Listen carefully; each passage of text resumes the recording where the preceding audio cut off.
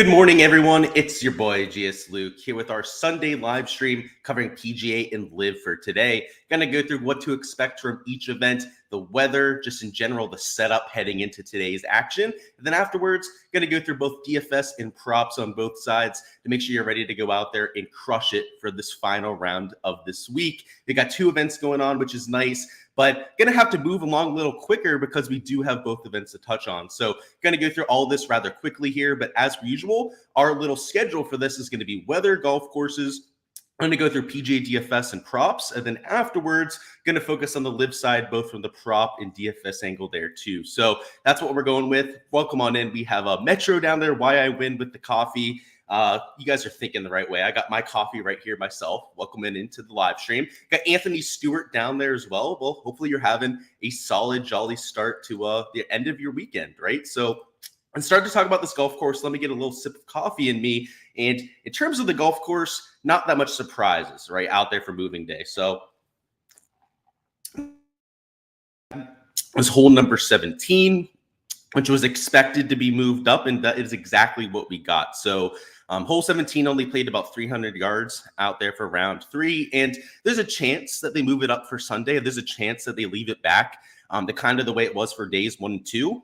We'll have to see what they do out there for hole 17, but we expected it to be moved up for moving day. And outside of that, the course played to its identity, right? There was a lot of wind out there yesterday, holes that were into the wind, like 4. Hole number 1, which is just tricky to begin with, played pretty brutal out there. You add in holes number 10, holes 13 that played directly into that wind, and you had an over par scoring average. So even with the moving day pins, even with some favorable pin locations in holes number 14 and 18, you didn't see the scoring get out of hand. So the fact that Akshay went out there and shot -4, I have to say, right, I put a lot of doubt on him during our live stream yesterday, and he went out there and completely proved me wrong. And with a -4 score, it's not like he broke the slate when it came to Showdown, but he certainly put up a pretty respectable score, considering he was able to get to 6 birdies. So definitely was a little bit wrong on my boy Akshay yesterday. We'll talk about how I'm handling him here in just a little bit when it comes to our Sunday strategy. But Denny McCarthy, a -5 round himself,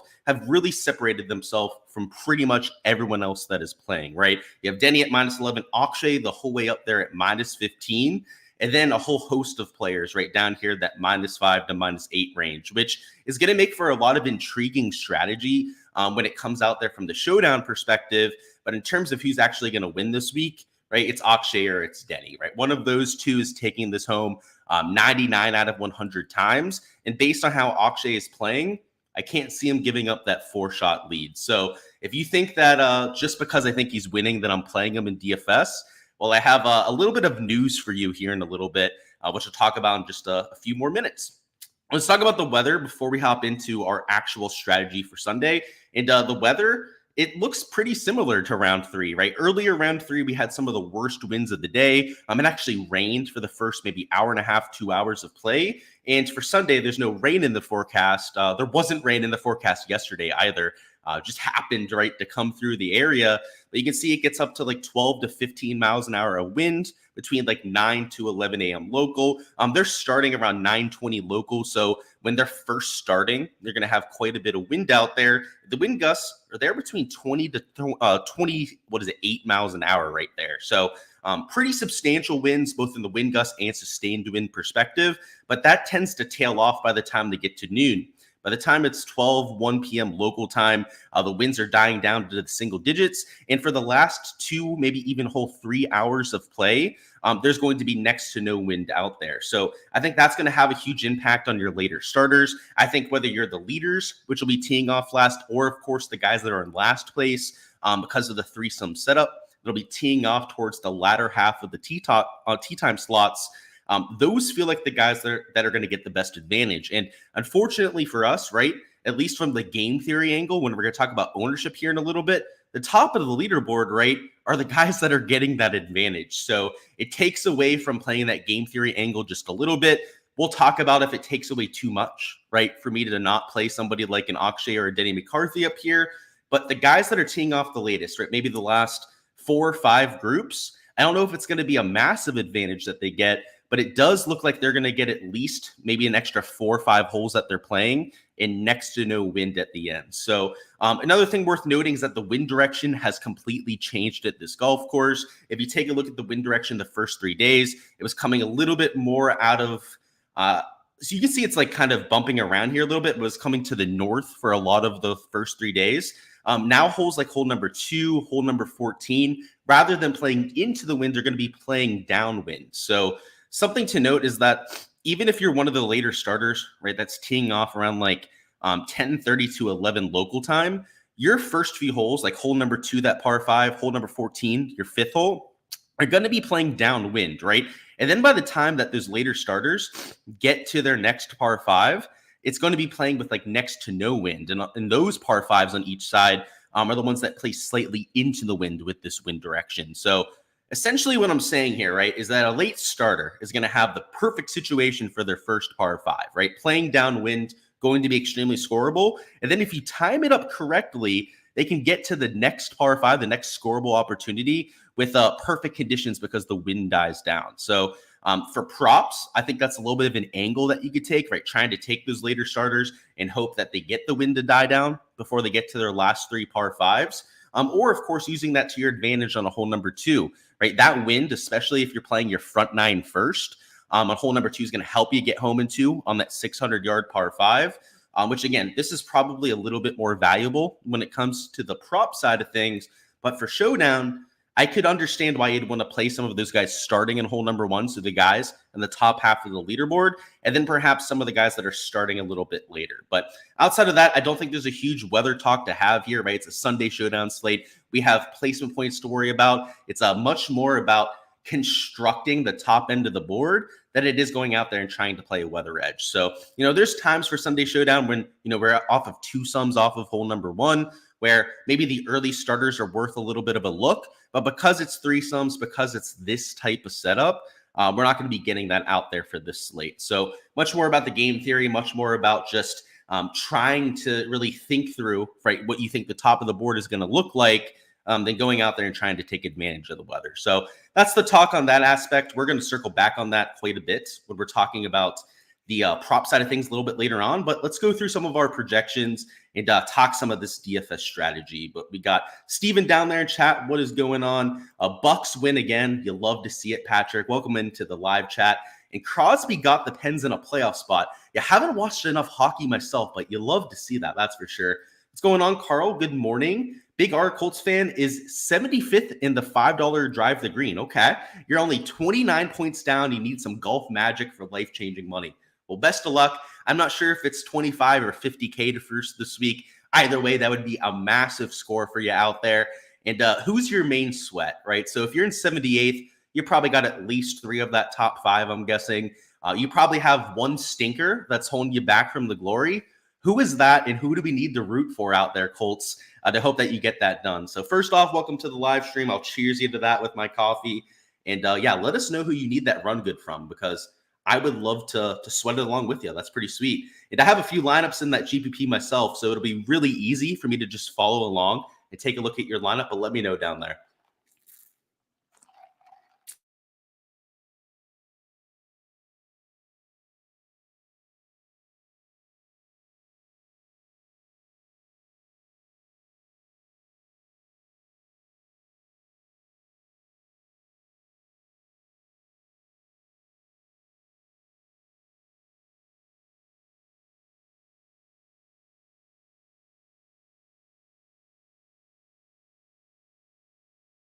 I enjoyed my coffee so much, I slammed it down and unplugged my mic. So my apologies with that. You say you need a Glover and Shank to go out there and take it down.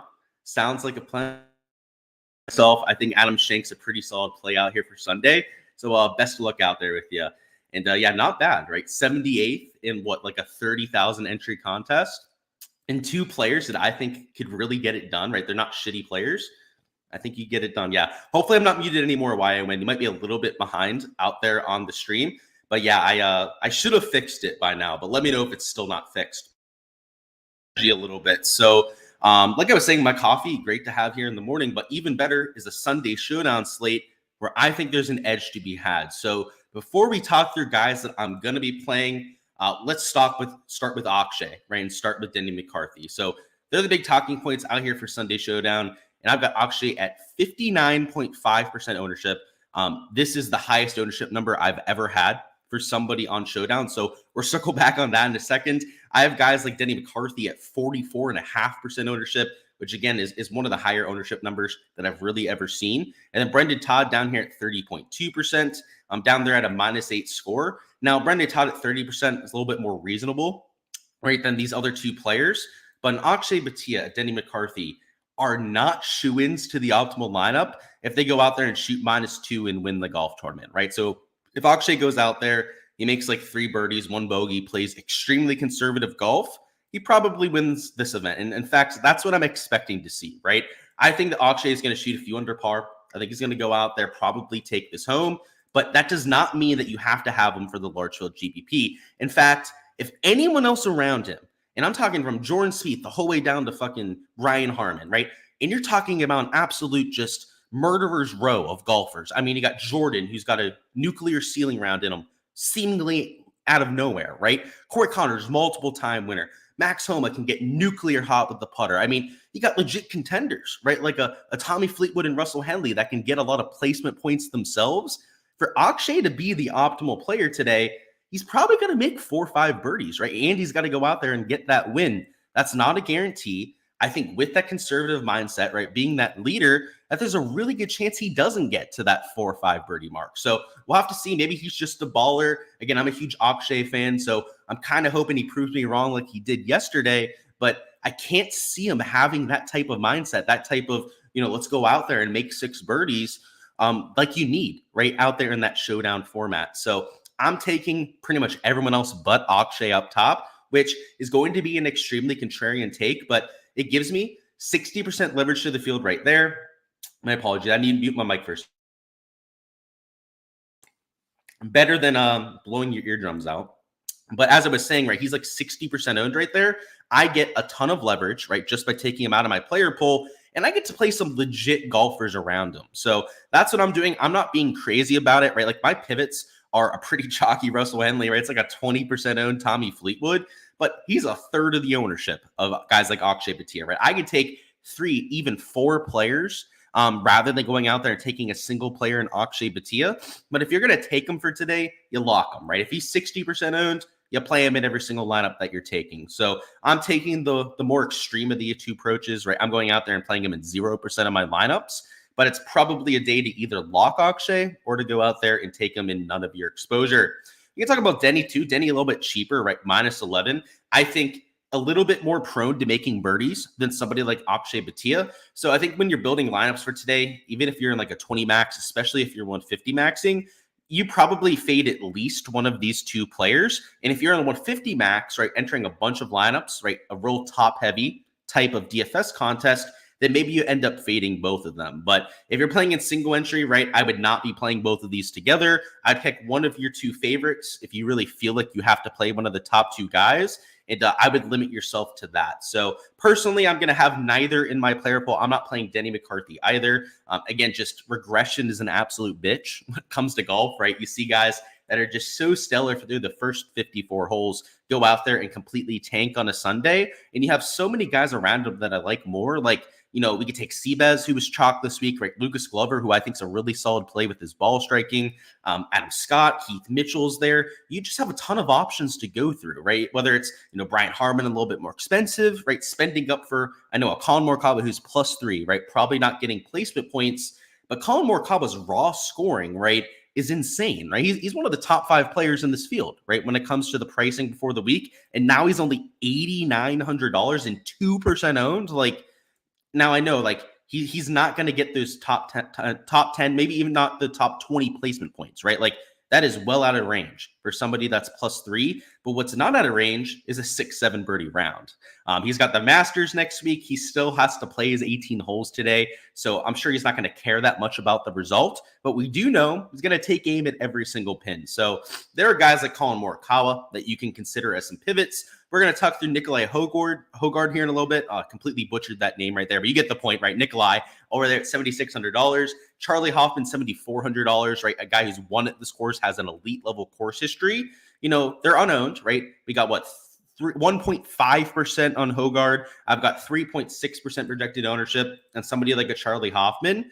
I'm going to have my chalk, right? My guys that I'm starting up there in the top 10, like a Fleetwood, Henley, Rory McIlroy, for example. But these are the guys that are going to win me the GPP, right? The Hogards, the mega pivots that I'm taking down here in the 8 and 9K range that go off for that 6-7 birdie round. So it's important to mention placement points. They matter, right? There's a reason why I'm still taking guys like a Rory, a Henley in my lineups, right? Despite having some inflated ownership. But it's not the end all be all, right? You still have to score to go out there and make those placement points important.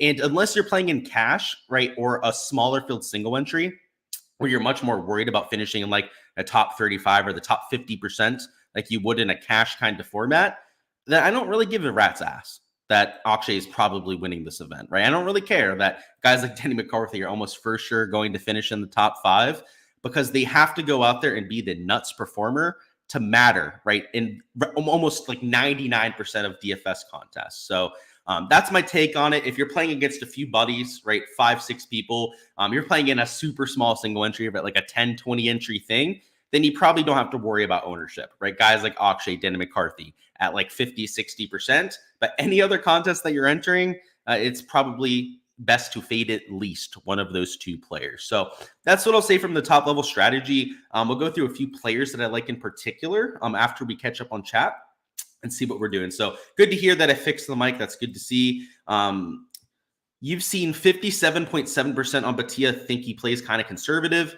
Yeah, I know a few people are starting to do ownership projections around the industry. I actually don't subscribe to any of them. I don't use any of them like as comparison out there for making my projections.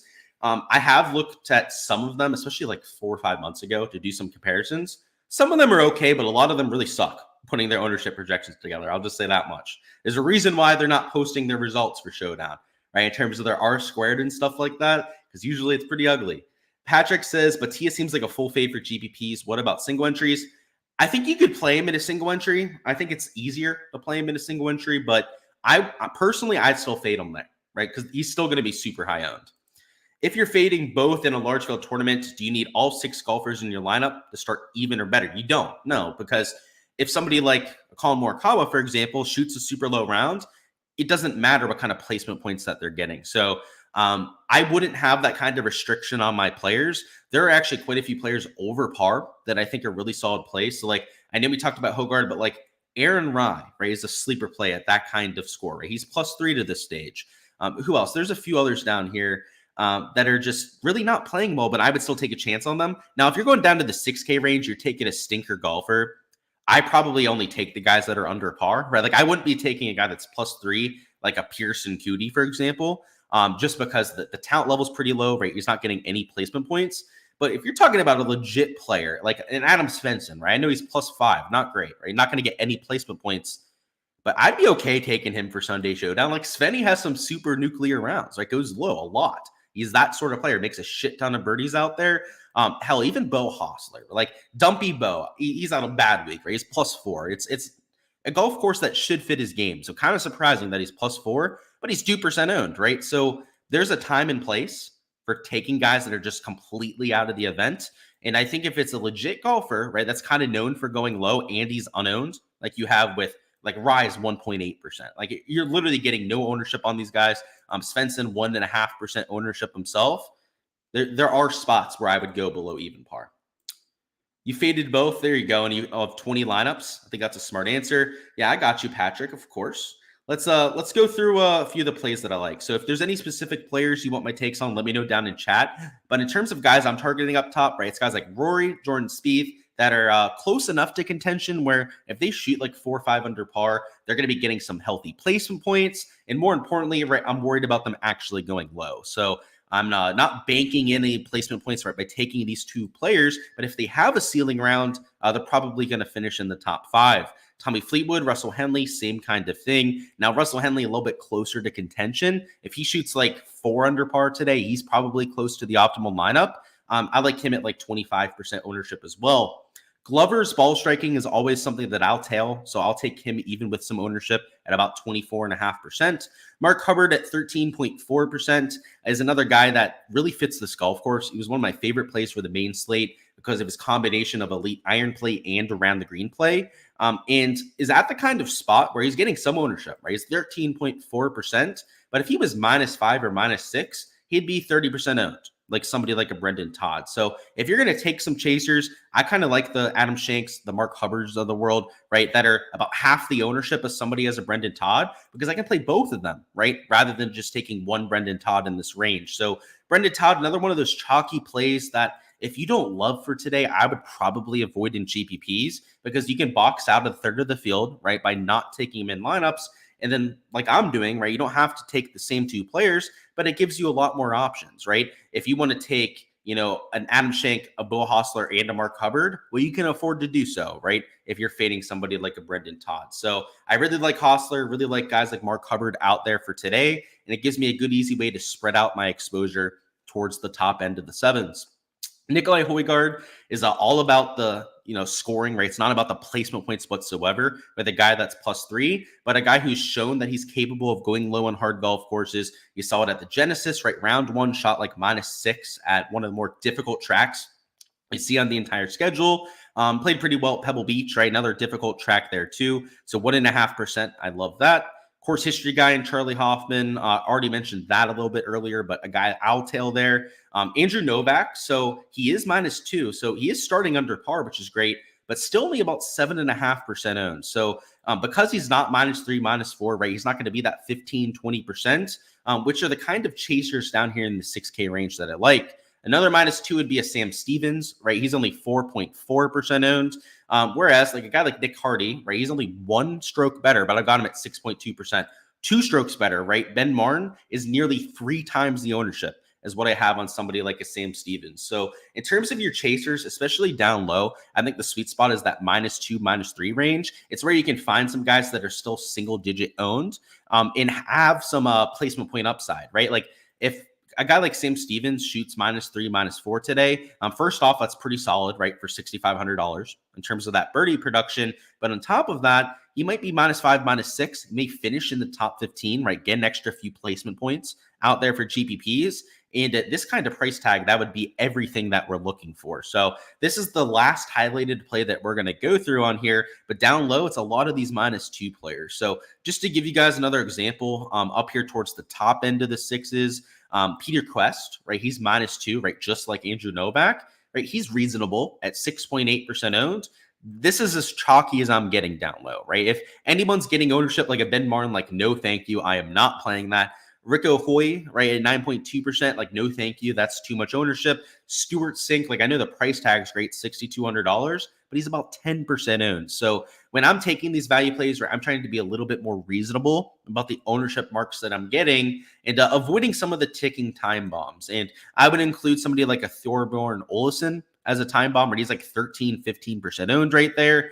And really the only chalky guy in the 7K range that I'm getting to is Mark Hubbard right there at -4. And he's nearly $8,000, right? And of course, towards the top end of the board, I am much more willing to take chalk, as they're just some of the best players in the field to begin with. So that's how I'm handling the slate, right? Very typical for me. There's some chalky pieces that we talked about up top that I'm taking in my lineups. And then, I know we didn't mention Colin Morikawa, but I'm playing him, right, at like 2.3%. There's a time and place, right, to taking a mega pivot like Colin Morikawa. And when you look at it this way, it gets real easy to get to Colin, right? He's like 25, 30%, 30 times, right, lower owned than Akshay Bhatia. Like literally like 25 times more people would rather play Akshay than Colin Morikawa. And I would say that their scoring average, like their optimal rate, is maybe like 60-40, right, favoring Akshay, or maybe it's 65-35, right, favoring Akshay Bhatia, which is obviously not worth 25 times the ownership. So when you look at it that way, it becomes real simple of why you'd want to play some of your pivots in large field GPPs. Now, single entries, like I said, maybe a little bit more excusable. They're taking an Akshay Bhatia, but if I was playing the large field GPP, it's an obvious move, right, to get to somebody like Morikawa in a few lineups. So that's how I'm handling my strategy. Those are a few of the players that I wanted to point out. But more importantly, right, how I'm playing this sort of slate, like why I'm getting to all of those players is much more important than the guys I'm taking, because we're all dealing with the same deck of cards, right? I'm no Nostradamus, right? I don't know how these players are going to play for Sunday, but what I do know are ownership projections. Right? What I do have are my projected points, my projected ownership out here, and we want to give ourselves the best chance available, right, to take down that GPP. And for me, that's playing that game theory edge, right? That's avoiding a lot of those super chalky players and then just trying to find quality spots to mix in, right? And either average or low ownership. Now, low ownership's great, right? We like the high upside, low owned plays, but even if they're just like medium ownership, but they're good players, I'm taking them out there for Sunday Showdown. So I think that's a good way to handle it. Don't go too crazy with the guys that are like 60, 40%. Like if you have an Akshay, for example, you probably shouldn't have Denny in the same lineup. You probably shouldn't even play somebody like Brendan Todd in that same kind of lineup. But if you want to take one of these three guys on their own, I don't think it's the worst thing that you could do. So we'll leave it there out there from the Showdown side. We'll talk about any questions now that you may have about players. And then afterwards, talk some props because we got LIV Golf to try and talk about too. Would I try and take Morikawa over 70.5 at even money today? That's a tough one for me. That feels like a good projection, Brandon. I think 1.5 under par is really fair for Morikawa. And, scoring conditions in general, I think are going to be pretty easy towards the end of the day. And because he's so far behind, he's actually got a late tee time, right? He's got one of the last hour of tee times to go. I think it's 11:40 he has for a starting time. I would probably stay away, or I would at least look at the early scoring, right? Because he doesn't tee off until an hour and a half into play. You could always take a look at the first 45 minutes and see the averages from the field. And if it's playing hard, then sure, take us over. But I have a sneaking suspicion that it's not going to play that hard. Noren had a bounce back day yesterday. Can he keep that going? So what I usually tell people is that you're a day late, right? If you're trying to play guys like Alex Noren, guys that had that ceiling round yesterday, you're probably just 24 hours too late. So I wouldn't chase it. No, right? He's becoming chalky, right? Because of that, because he's -5, I have him at 19%, and he's not the same type of player as a Russell Henley, a Tommy Fleetwood, right? I have guys like Fleetwood, Russell Henley rated as much better plays than somebody like an Alex Noren. So yeah, you're probably a day late. And I know it's tough to hear that, but it's true, right? Fitz last push before next week, I could see it. Yep. Loving Novak, yeah, me too. Just a guy who's played well this year, right? McIlroy going to push or lay an egg. I think he's going to try and push, right? I mean, he has no reason not to. Same thing with Morikawa, right? Like they have this massive tournament next week. They have to play today. They're not going to withdraw. Like they're playing the 18 holes.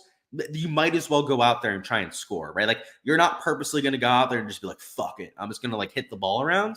Like even us, when we go to play golf, like we're playing for pure entertainment purposes. We're going out there just to shoot the shit with our buddies. We take it seriously. We try and score our best score. These guys are getting paid for it. They're getting ready for the biggest event of the entire year next year. Even if they're out of it, right? This is a practice round, right? This is a live practice round for all of them. I don't think anyone's just going to lay an egg. Now, are guys going to play bad? Yes. You're going to have guys that have shitty rounds, but I don't think it's by design, right? I think it'll be just because they had a bad day. Of course, I got you, Brandon. Do I think Matsuyama could go nuclear today, slicing and dicing it like he did at the Genesis? Of course he could, right? Now, do I think that's going to happen? Who knows, right? That's your guess is my best guess as well. But yeah, he's capable of that. Jordan Spieth is capable of going nuclear, right, and finishing in the top 3. Rory McIlroy, right, could shoot -7 today. I would not be that surprised. All of these top end guys can do that kind of thing. So yeah, if you think Hideki, right, especially if you were watching him on the broadcast and you thought he played well yesterday, then maybe you tail that. I didn't get to see a lot of the live golf out there because I was at the LIV Golf event, but yeah, you could definitely, anyone's capable of that, but especially Hideki, right, who's already proven it this year. What do I think about Eckroat? Well, I want to take a look at the shots gained for Eckroat. He's not my favorite play, I'll say that much. He feels a little bit expensive, right? He feels a little bit chalky because of how he's played this week. But let me give you some of the shots gained. So let me find them on here. So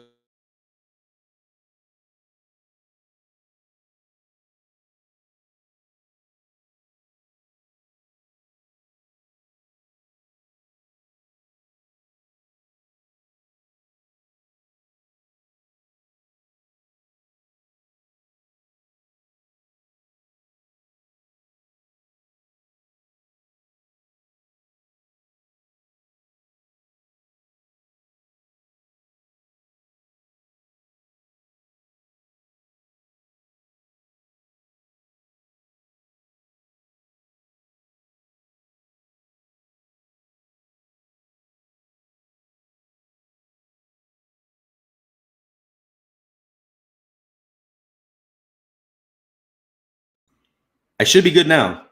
Oh my goodness. Hey, it's not a Gsluke stream unless my mic cuts out like 5 times. Now, normally it's on the road where I have the issues with my Mac laptop. But yeah, you muted out. Yeah, we should be good now. You can't hear about echo. Hey, I'll go over it again. Don't you worry. I just want to make sure we're back first before I go out there spewing my shit about Eckroat. I guess it didn't want me to give you the information on Eckroat. I guess the stat profile was too good to not share. So I'll just show you guys on the other tab here in case I get muted again. So here we are. So he lost strokes around the green yesterday. He actually lost about 2 strokes around the green, but gained everywhere else. Now, it wasn't great everywhere else, right? He was just a slight gainer with the putter, the approach play, the off the tee play.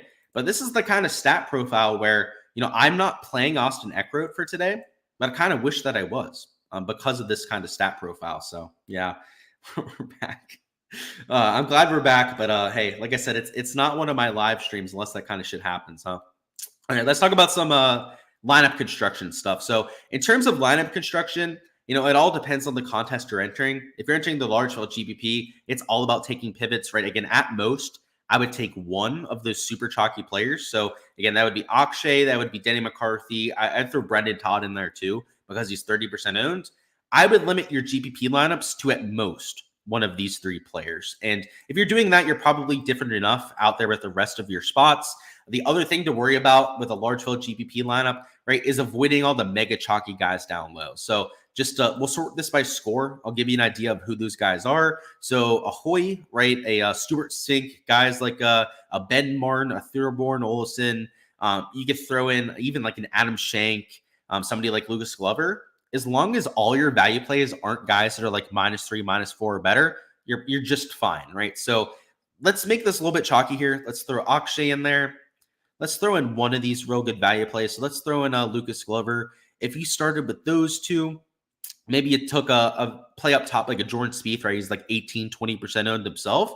If you started with these 3 players, it's a little bit chalky for a start, right? Like you're not going to feel great about getting different after starting with these 3 players, but it's doable, right? You can still make this kind of lineup work. You'd want to take pivots with your last 3 spots, but what you really want to avoid, right, is rather than taking like a Lucas Glover here, starting with the Denny McCarthy Akshay start, right? Because this type of start, you'd have to take like 3 sub 2% owned guys with your last 3 spots. So to make this kind of combination work, you'd be looking at mega pivots across the board, right? So you'd have to play like a Hostler. You'd have to throw in like a Nicolai Højgaard, right? Essentially with no ownership there. And you might even have to throw in like a Dylan Wu or a Kevin Yu, right? At a +2, +3 score. Whereas if, you were a little bit more conservative about it, you threw in like a Lucas Glover, for example, you can be more reasonable, right, with your last few spots. So maybe you throw in a Matthias Schmid, right, who's -2. He's not playing great, but he's not playing horrible golf. And you feel a little bit better about his chances because of his leaderboard position. You go down a little bit further rather than taking like a Nicolai Højgaard. You go out there and you go, okay, well, I can still play a Mark Hubbard, right, because I'm not crazy with the ownership elsewhere. And for our last spot, you probably do try and get a little bit different here. Maybe you leave $100 on the table and take a Kest or go down there with an Andrew Novak. But I feel much better about my last 3 spots in this lineup just because I'm not as chalky towards the top end of the board. So that's why I would limit your lineups, right, to one of those super chalky players. Because if you do take 2 or even all 3, God forbid, of those guys that are going to be 30% plus owned, then you're really going to have to get different with your last 3 spots. And unless you're like a single entry, a smaller field GPP, you're going to have a really hard time getting different to the rest of the field. So that's it for lineup construction. I guess for cash, for any of the sickos out there, I would almost certainly be playing Akshay out there in a cash format. I would almost certainly be playing guys like McCarthy, Brendan Todd in cash. I would probably go down here and get to, let's see, who's the really good cheap play in cash today? It's probably guys like -2. It might be Novak. Novak's probably not a bad cash play out here for this sort of format. We're up to 8,800 remaining if we do that, because these guys, again, a really balanced lineup that we're working with here. You can throw Henley into this sort of cash lineup and you still have $8,500 remaining.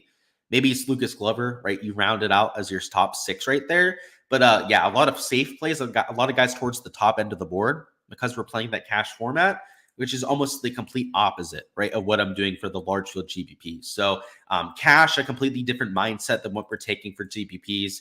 And there's a good reason that I don't play cash. It's just not my format. I don't like those 50 ups, 50-50s, those double ups that you get out there. Just not my type of style, right? I'm much more about chasing those ceiling performances than I am going out there and just trying to take the guys that are getting all the placement points.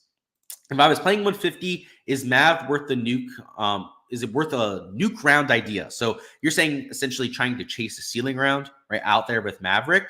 I think it's okay. I don't think he's your best play, but he is going to have pretty much no ownership. So it's a calculated risk. I would say it's on the riskier side of things, but it's not the worst play that you could possibly make. That's for sure. All right, let's talk a little bit about props. Ugh. So we're going to talk about LIV Golf. We're going to go through some of the PGA stuff here and get you guys ready for Underdog and Prize Picks. So if you're just here for DFS, I appreciate all the support here on the channel as usual. Smash that like button if you're a DFS guy hopping out of here, and best of luck to all your exposure there. The one thing I want to know before you hop on out of here, though, so if you are one of those DFS players, is who is your nuke player of the day? If you had to choose just one guy to go out there and go super low, who is it? And if you give me a guy that goes super low, and by super low, we'll say -6 or better. So you got to have a damn good round for this to count. If you can give me a guy that is $8,000 or cheaper that can shoot -6 today, you get a free month of my Patreon. So that's not easy to do, right? But you do get a full month of my Patreon page if you can get this right. Is somebody that can shoot -6 or better. You get one guess, okay?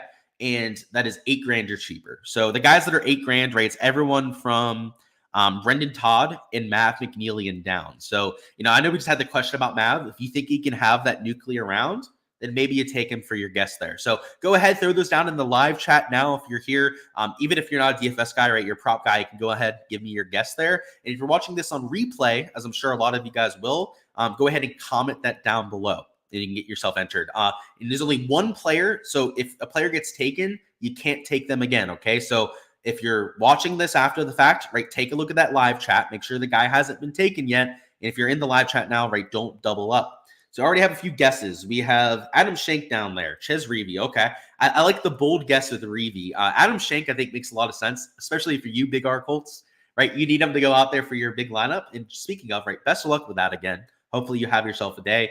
Odell says Martin Laird, and we got Carl Wan down there. Ben Griffin. I like these guesses. And I like the fact that you're not just taking the top end of the 7K guys, right? I like that you're being a little bit more creative about it. Right? You're not just going like, oh, I'm going to take Bo Hostler. I'm going to take Brendan Todd, right? At the $8,000 mark. I think that you're being a little bit more bold with it. So in terms of our prop stuff, the best way to go through this is going to be to look at the averages. So I thought that was the averages. I didn't think that was the weather. So let me go ahead and correct that on my end. I put the wrong screenshot on there, but easy enough to fix. Should be it, actually. Yeah, there we go. Let me screen share my screen, and we'll go through some of the averages out there from Saturday. So I already have a bunch of props in. So this isn't like yesterday where I was kind of trying to figure out what the hell I was going to do out there from the prop side. I pretty much have all of my exposure finalized. So there will be a lot that we can go through here together in terms of exposure. But let's talk through some of the averages before we do. So for round 3, again, with moving day pins, hole 17 moved up. Your birdie average went slightly up. Your bogey average went slightly down.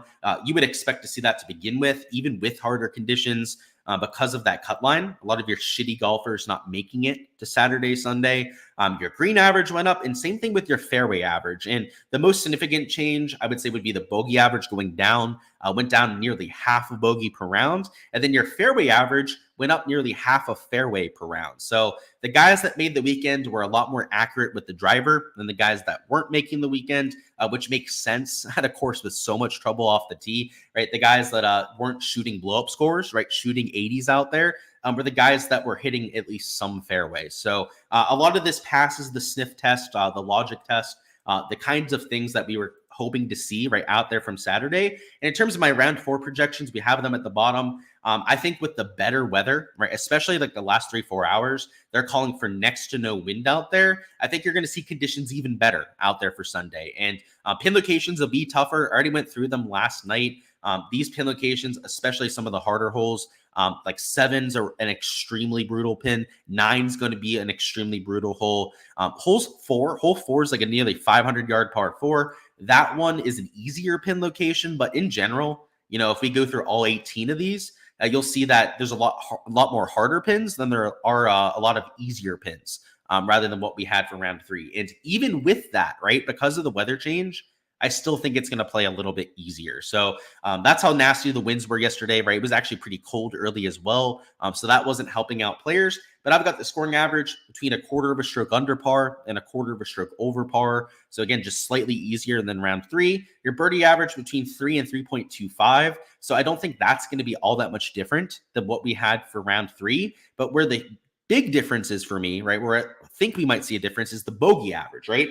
Because the winds are dying and we have just better players, right, out there playing Sunday, I think the bogey average might go down to like 3 per round. So we'll have to see how this all bears out, right? I like to give ranges for my projections, so there's a little bit of a room to work with there.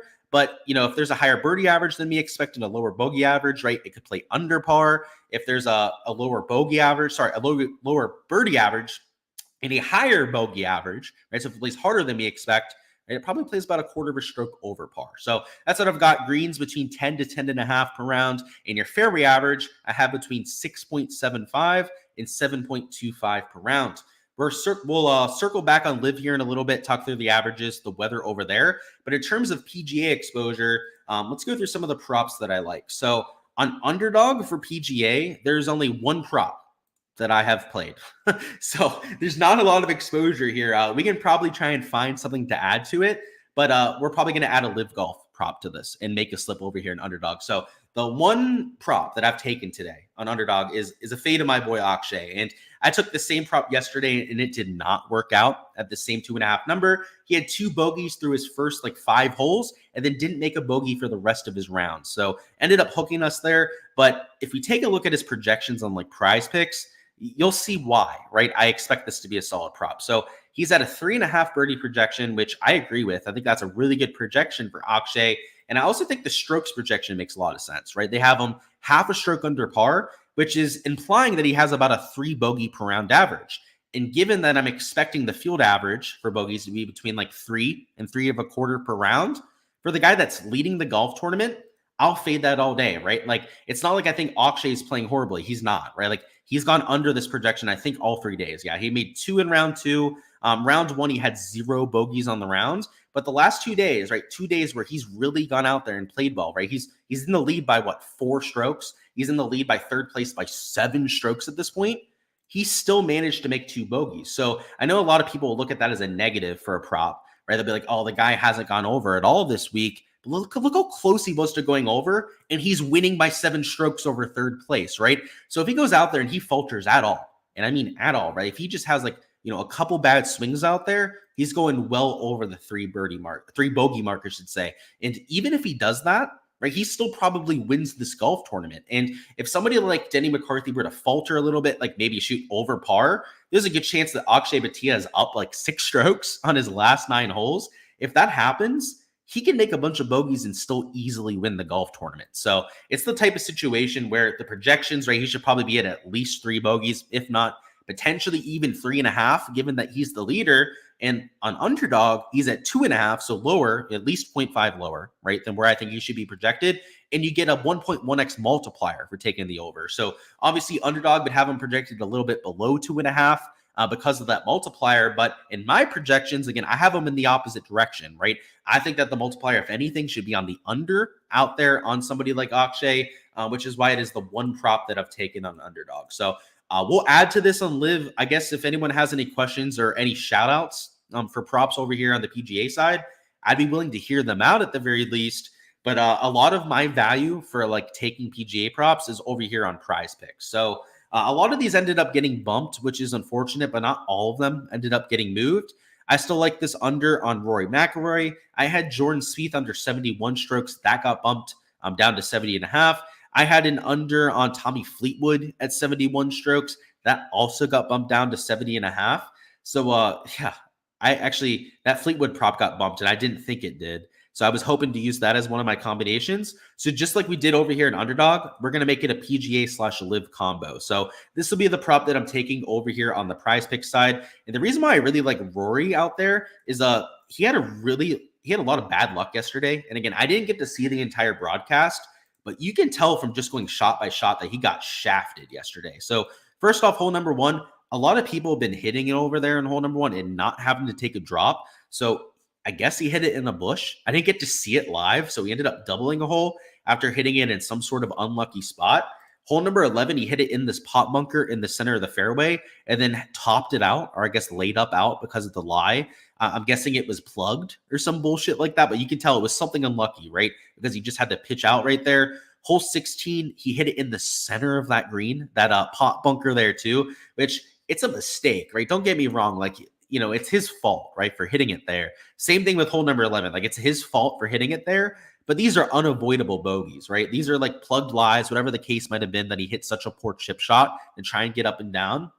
I'm not expecting that to happen. I'm not expecting him to double hole number 1 again, yet he's still shot even par. And when I looked at the shots gained metrics, he's still gaining on approach, right? He was okay with the putter. Sure, he lost a little bit off the tee, but it's Rory McIlroy that we're talking about. Round 2 was really good tee to green. Round 1 was really good tee to green. This feels like a good bounce back spot for Rory. And now that he can't win the golf tournament, right, he's not going to win starting 10 shots back from Akshay Bhatia. It feels like a spot that he's going to go out there and be freed up, right? He's not going to be nervous. He's not going to be, feeling it like these top-end players are going to be. And I really liked him over there on that side. So on DraftKings, he was at, I believe, 70.5 strokes, but he was like minus 165 towards the under. So with the push at 70, I still like that. And of course, a little bit of extra value if you were to go under that.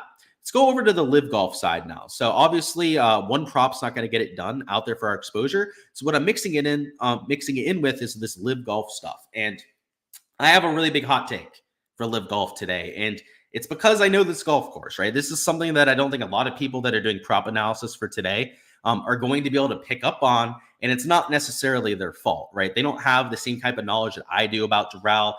I've played Doral over 50 times in my life. I stopped taking count a few years ago. It's a course that I go to all the time just to play. If I'm going to splurge on a round, right, go out there, play with some buddies and whatnot, we go to Doral. We go to the TPC Blue Monster a lot. I've played all the 5 courses that they have on property there. In general, TPC Blue Monster is by far the hardest. It's called just the Blue Monster now. They took away the TPC name quite a long time ago. But the wind direction at that course plays a huge factor. And if you've been watching the LIV Golf, you may have caught up on this. But all the par 5s for the first 2 days, with the exception of one of them, played into the wind. So the wind direction the first 2 days was mostly into the east. It was its usual wind direction. Normally the wind does go that direction, right, from west to east down here in Florida. But take a look at what's happening over here on Sunday. So the wind strength is about the same as what we had for the first 2 days, right? Wind strength is in that 9 to 11 miles an hour range. But when it comes to the wind gusts, same type of thing, right? 10 to maybe 12 miles an hour. Okay, that's not much of a difference. But this wind direction is a complete 180, right? It's coming out of the east. It is going with the west direction. And what that's going to do is going to take 3 of the 4 par 5s and have them play downwind. So hole number 1 will play downwind. Hole number 10 will play downwind. 2 of the longer par 5s that are now going to be reachable by the field. Hole 8, which is the shortest of all the par 5s, it plays to about 560 yards, is the only one that's going to play into the wind. So, if there was a hole to have play into the wind, right, it's the shortest of the par 5s because your longer players still might be able to get home in 2. Hole number 12 is playing to a side wind, so that one's not really downwind. But now we have 2 of the 4 playing directly down, right? One of them should still be reachable even though it's into. And then when you're talking about hole number 12, it's going to have next to no impact. So what I think you're going to see is we already had a higher birdie average yesterday, right? Stroke average was 0.25 under par. Your birdie average was 3.71 per round. I think you're going to see the scoring average about the same. I don't know if that'll change all that much. Hole number 18, right, will be playing into the wind, so that'll be harder. Hole number 4 is one of the longer par 3s. That'll be playing into the wind, so it's going to be a little bit more difficult at spots, right? But your birdie average, right, the holes where you're looking to go out there and, get strokes on the field are going to be easier. So you have those par 5s to worry about. The drivable par 4s also going to be playing with the side wind. So I think you're still going to see people be going for it there. And in general, I think you can see over a 4 birdie average. So again, this is something that even the lines makers are probably not going to be able to catch up on. But because I've played this course so much, because I was there the last 2 days, I can tell you what the wind direction looked like.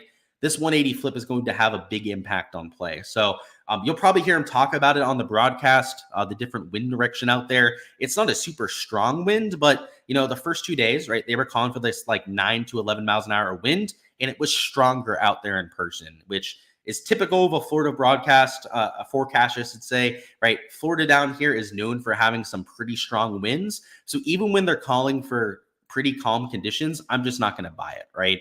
I know how it is down here in Florida. It is windy every single day down here near Miami, and that's what I'm expecting to see once again. So much more about the direction of the wind than anything, and because of that, I think there's a lot of value that we can take. So let me circle back on chat real quick, see if there's any questions to go through, and then we'll go through some of those LIV golf props that I like, because there are quite a few of them that I think have value. So let's see, where are we at? Sam Stevens, Parker Cootie. Thank you for letting me know if it's Parker or Pearson. So there you go. And Parker Cootie's a striper. I like it. Lauer, Aaron Rye, Akshay Bhatia's at 72.5 on Prize Picks. Yeah, I wouldn't take his under. I'm staying away from Akshay today. That's for sure. He's dealing with a lot of pressure. What's going on? 8 game. Kep says, sorry you're late. What is the one guy I'm playing in single entry? So the one guy I'm playing in single entry today is Rory McIlroy. I think he's in a really good spot. He's also not got crazy ownership. Now, if I was going to give you somebody a little bit cheaper, I don't hate the idea of potentially taking like a Tommy Fleetwood, a Russell Henley, but yeah, let's go with Rory. Rory on Sundays, right, especially when he's out of contention, is usually when we get the best version of Rory. And a lot of times his top 5 finishes, right, are because he goes nuclear on Sunday, right, goes from like 20th up to the top 5. This is the perfect spot for that, right? Even if he goes nuclear, he has literally no chance at winning this golf tournament. It's just the perfect spot for Rory to go off. So yeah, it'd be Rory for me, man. He's a little bit expensive, that's for sure, but he's my favorite play. Chan Kim out there for the nuclear round. I'd love to see it. All right, so let's find a few plays. So we got this over on Akshay Bhatia that I'm taking. What I would mix him in with is you could take this over on Taylor Gooch. I think that's one of my favorite plays to take, or even this over on Patrick Reed. So Patrick Reed, they also have at 3.5 birdies. Gooch and Reed have covered this number in both rounds so far. So obviously, I think it's probably 0.5 too low to begin with. But then when you add the fact that both players are going to be playing with the better wind direction out there on Sunday, you might have a 4 birdie per round average. Guys like Gooch, Patrick Reed are well above average players over there on the LIV Tour. It makes no sense to be over here at this number. So they're not even up for birdies over here on Prize Picks. If we take a look at their birdie board, right, it's guys like a Stenson, Watson, Sergio Garcia. They have it 3.5 birdies. Guys like Gooch, Patrick Reed are significantly better players, right, than the guys that they have at 3.5. So this is the type of stuff that I would take over here in Underdog. The Akshay over, right, gives you a little bit of a boost there. And then Taylor Gooch, Patrick Reed are 2 players that I think are at least 0.5 birdies too low. And if that wind direction does make it easier, like I think, which again, I had the birdie average on here between 3.5 to 3.75. That was before I ended up finding that weather edge. I think it might be 3.75 to 4 birdies per round. So it's a little bit of a hot take. Again, it comes down to just knowing the nuance of this golf course. But a few spots that I would be mixing in on Underdog. And in terms of a Prize Picks pairing, they don't have the same guys at 3.5. But even like a DJ at 4, or if you wanted to go over here and make it like a Joaquin Niemann over here at 4 birdies. In fact, if you wanted to make this a 3-man, you could go out there and do that as well. I wouldn't mind taking for a prop. These guys, right, are projected at what I think might be the field average. In DJ, Joaquin Niemann are top 5 players on tour, on the LIV Tour, that is, when it comes to making birdies. So if again, if this wind direction really ends up panning out like I think it's going to, these elite tier bombers that are going to have no issue reaching the par 5s now should have a lot better chance to get to 4+ birdies. And I also kind of like this Jon Rahm under. Jon Rahm at 69.5. He did not have his best round 2, but if you wanted to avoid some of the birdie stuff just because of the push equity at 4, you could always just go over here and take a Jon Rahm instead. So I think in general, the LIV golf course is going to be a little bit easier than what you saw for the first 2 times. And if you take a look at the Sunday scoring over there for LIV golf at this event, it's really hard to find. But if you can dig around, you can find some of that data from 2023, 2022. The Sunday scoring at this event was not hard. In fact, one year it was a stroke and a half under, one year it was an entire stroke under par. So maybe it is the wind direction that was playing havoc the first 2 days. But the data that we have from LIV Miami is normally a lot easier than what we've seen for the first 2 days. So just to show you here, right, yesterday it played a quarter of a stroke under par. Day 1, it played about a quarter of a stroke over par. Round 3, I think it'll be easier than what we had in round 2. But I guess the question is how much, right? Is it half a stroke under par? Is it an entire stroke under par scoring average that we get? That is going to be the question that you're going to have to ask yourself. So those are a few of the props that I'm taking for today, right? Again, the Akshay over, and then these two LIV props, the Rory over, and then that bunch of LIV props that we showed over here on the prize pick side. Go out there, find your favorite combination of the bunch, right? If you don't like Rory today, then don't play him, right? Just pick the props that you guys actually agree with your own exposure. But those are some of the spots that I'm getting to. Do I think AK can get 2 birdies? I was thinking about betting it. So yeah, he's at 1.5 birdies. I don't know. I have a hard time betting on Anthony Kim, right? Like he's such an unknown quantity. He is still trying to get all of that rust off. I would probably stay away from it. And it's not because I don't think he's not going to get to 2 birdies. The issue is that he could wake up and just be absolute horseshit today, right? Like he's had that happen a few times where he's had 0 birdies in a round over there on the LIV golf side. Yeah, I'd probably stay away. He got 2 yesterday. Yeah, like you said, it's definitely possible for him to go out there and make the birdies, but I have a hard time betting on him. I have a hard time putting my hard-earned money, right, behind somebody that is making all these bogeys. I mean, look at this. It was what, 6 straight holes where he made bogey or worse. He had a double mixed in there. It was a stretch of 9 holes where he had bogey or worse on 8 of those 9 holes. Look at this, like round 1, right? He had one birdie, right? But a lot less bogeys at least. I don't know. It's just a little sketchy to me. So I don't think it's a bad play by any means. I think with the easier conditions, that's going to give him a better chance to make birdies, of course. But if there's one guy that I just wouldn't bet on, it'd probably be Anthony Kim, right? For better or for worse. I think if you bet against him, right, you could very easily go out there and make the 2 birdies. So I would just, I'd probably fade it myself out there.